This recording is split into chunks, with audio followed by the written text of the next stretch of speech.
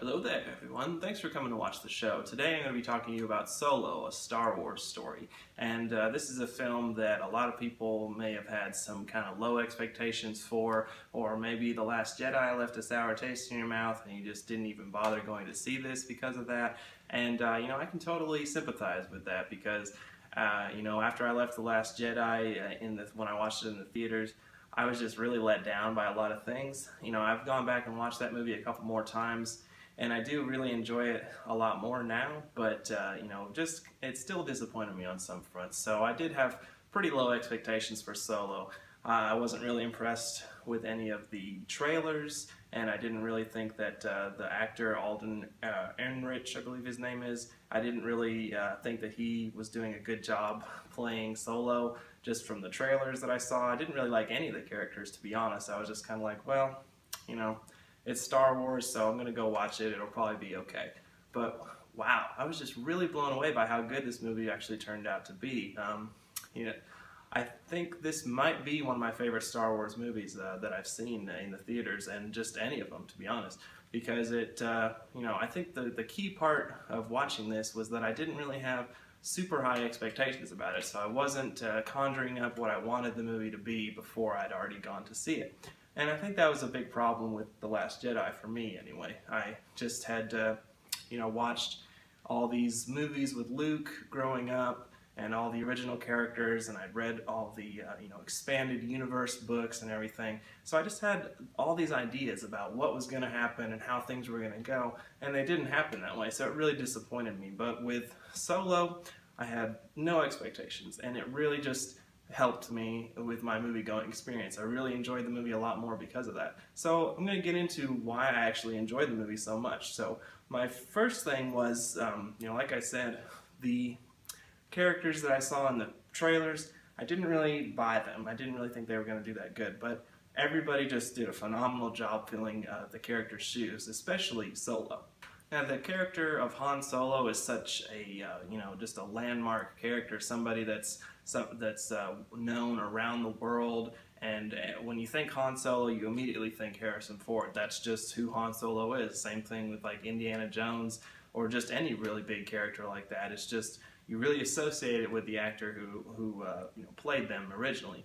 So the Alden Ehrenreich that played him, he must have had so much pressure on him to just get this right and to really be Han Solo. So it must have been even harder to play this character with all that pressure on him. But I think he did a really fantastic job doing it. I think a lot of the lines and the mannerisms that Han has in this movie really live up to the character. I think that he did a fantastic job, just not just imitating Harrison Ford, which he does do a good job of getting a lot of his mannerisms and that sort of thing right, but he didn't just imitate him. He brought a lot of new things to his character that really kind of livened him up a little bit and kind of brought that character back to life for me. Now, even just from the trailers, a lot of people were saying that Donald Glover was doing a fantastic job as Lando, and he did do a really good job playing that character. I think that he was very true to the way that Billy Dee Williams portrayed him in the originals, and it just felt kind of like how Lando should be. He's very suave, and he has a lot of charm, and he's got all these costumes and backstory about him that just kind of bring that character to life and make you think of him more in the way that he's portrayed in the originals. Lando doesn't really add a whole lot to The Empire Strikes Back and Return of the Jedi, other than just kind of being a traitor that ends up helping out a little bit in the end and getting Han away from Jabba. But in this movie, he really does play a big part. Obviously he's the one that has the Falcon to begin with, and I thought that was a good carryover. I'm glad that they, addressed how Han gets the Falcon. That's a big part of this story. But they didn't rely too much on just, the, things we expect to see from this movie. There was a lot of kind of unexpected twists and things that you don't really see coming. So I'm glad that it, from the trailers, it wasn't exactly the story that I was expecting to see. So I'm glad things were a little bit different on that front as well. The other characters, Woody Harrelson's character and Emilia Clarke's character, Kira, they both did fantastic jobs as well. Woody Harrelson is good at pretty much everything he plays in, and this movie's no exception. I really liked the interactions between Han and Beckett, and it was kind of like, a mentor and student relationship, but different a little bit because Beckett is just kind of like an old pro in the smuggling and gangster lifestyle, and he's kind of giving Han some tips the whole time, but he's basically just trying to steer him away from this lifestyle a little bit as well. So that was a really cool dynamic as well that I liked. Kira did a fantastic job in the movie as well. Emilia Clarke's character, she did a good job as being a love interest for Han, but true to the Star Wars narrative and the legacy. She wasn't just like a damsel in distress, and that was good to see as well. Another strong female character in the movies, because she didn't just need saving or something like that. She did add a lot to the plot, and she was really good in the action sequences that she was in, and so that was good that she had some meaningful things to bring to the plot as well.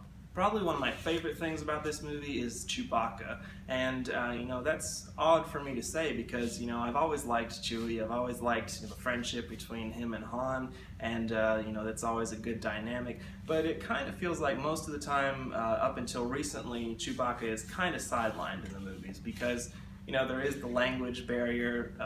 Chewbacca's language is never subtitled in the movie, so we don't really know what he says. We just kind of hear the other characters reiterate what he says. But in this movie, he very much is his own character, and he has a very big part to play. The scene where Han and Chewbacca meet is fantastic as well. I really enjoyed that. And there's a little kind of tidbit of expanded universe thrown into their meeting that I really enjoyed seeing as well. But just Chewbacca's basically persona in this movie is really awesome. It's just the way that he acts and the things that he's able to do really kind of bolster his Wookiee reputation of why people are kind of afraid of Wookiees and why they are so they feel like Chewbacca is such an imposing presence other than he's just a big tall hairy guy. But everything that Chewbacca brought to the film I thought was really good, and it strengthened the overall narrative and the dynamic between all the characters.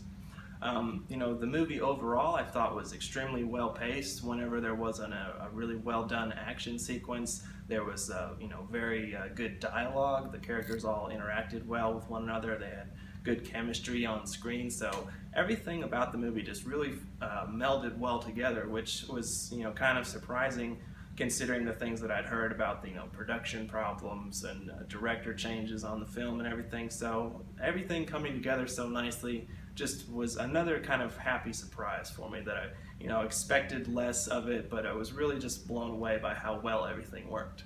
The plot for the movie, you can basically pick up on it from the trailers. It's pretty cut and dry heist type movie, but there are some new and exciting things thrown in there to make it feel like a Star Wars movie, and it adds some new things to that as well. But the plot was really good, and it was believable because we all know Han as basically like a criminal on the run throughout the original trilogy of Star Wars, and that's pretty much how he is in this movie as well. It's very true to his character, but it also feels like a new and fresh take on him as well. So I'm really glad to see something like that. One character I forgot to mention in the when I was talking about the characters in the movie was the droid L3. You kind of see a little bit of her in the trailer. She's the one that's like, "I'm so glad we took this job." Bad impression, but anyways, she was really enjoyable. Keeping true to Star Wars traditions, she was just basically a funny droid making sarcastic quips and everything. But this one was again really good and relatable, and her jokes really landed. Pretty much all of the jokes in the movie landed, which was another home run for this as well, because going back to The Last Jedi, some of the jokes in that felt a little bit forced. Things just didn't really work, or they felt like they were just kind of like pushed in there so the movie would have jokes. But everything in this movie, Solo, just kind of flowed naturally. It felt like it was supposed to happen, and it worked. Now, if you were a fan of the expanded universe Han Solo and you were unhappy that that was done away with, I think that you'll find some things to like in this movie as well, because And while it is different than the expanded universe, there are some things that kind of call back to that and make it feel like it's, they took some things from that and made it into this movie, such as Han's criminal upbringing and the dynamic he has with Qi'ra is kind of similar to the love interest he has in the Han Solo books. So if you were a fan of the expanded universe, I think that there's also some things for you to like in this movie. I don't really care who's behind the controls with this new Star Wars universe that's being set up, as long as it's good. And I think that with Solo, that definitely happened. So overall, I was extremely pleased with this movie. I think pretty much everything worked. Jokes, the characters, the story, everything just really worked extremely well together, and I'm just so happy that I have another great Star Wars movie to add to my collection when it comes out. So if you haven't seen it, I would highly recommend that you do. I know, people may have complained about it, saying we don't need to know Han Solo's backstory, we pretty much know what happens, we don't need any of that. But trust me, this is definitely worth seeing, and it's a fine addition to the Star Wars story. So, with all this being said, I do want to talk a little bit about some spoilers. So if you haven't seen the movie, just click off now. And I appreciate you watching, but just going to get into some spoilers now. So if you don't want to see any of those, just exit the video. So there's not a whole lot of spoilers in this movie, as it is basically, we kind of know what's going to happen with Han Solo, so there's not a whole lot to ruin. But, basically, one of the spoilers is that pretty much everybody except the characters we know in Empire Strikes Back and On die. Beckett and L3 and possibly Qi'ra, because she goes off to meet up with Darth Maul, which is another really big spoiler, which was pretty cool to see. I unfortunately found out about that before I went to see the movie. I was trying to avoid everything about, spoilers and, pretty much any kind of promotional stuff after the first couple of trailers, but I did end up seeing about that. So that was pretty cool. I'm really glad that they officially tied in the Clone Wars to the movies as being canon. I know that Disney has recognized the Clone Wars show as canon in the past, but that was pretty cool to actually bring that onto the big screen and show us, Darth Maul really is alive and he has these robotic legs. So that was really awesome to see. I'd be interested to see another movie possibly starring, Darth Maul and then Qi'ra with the Crimson Dawn or something. So that would be pretty cool to see something like that. I don't think anything like that will happen because, Darth Maul's story is pretty much already explored in the Clone Wars and Rebels. So, wishful thinking, I suppose. But other than that, one kind of spoiler, I guess, is that Han can speak Wookiee, which is really cool. I think that was pretty awesome. And, when you hear that, when you hear Han speaking Wookiee, you expect it to be really kind of like cringy, and it doesn't work at all. But it actually did work really well in the movie. I think that the way that he speaks the language is believable, and it really works really well. I think it was awesome. So that kind of thing is cool to see. Little kind of, like I said in the non-spoiler section, that was kind of like an expanded universe callback because, there have been some times when either Wookiees spoke, basic or English, or, I think there may have been some occurrences of humans speaking Wookiee in the expanded universe. But to see it on the big screen and see that actually come to life and work and not be like terrible is really awesome to see. So I'm glad that something like that happened.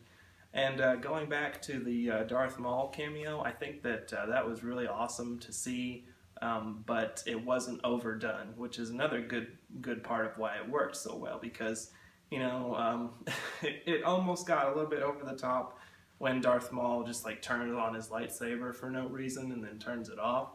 But it was just enough to make it be like, wow, that's really cool, it's Darth Maul, but not too much. So, again, pretty much everything in this movie worked really well, and I think I'm probably going to go see it again in the theater, and I'm definitely going to buy it when it comes out. So I hope that you guys enjoyed watching this show, and I hope that if you watched Solo, you liked it as much as I did.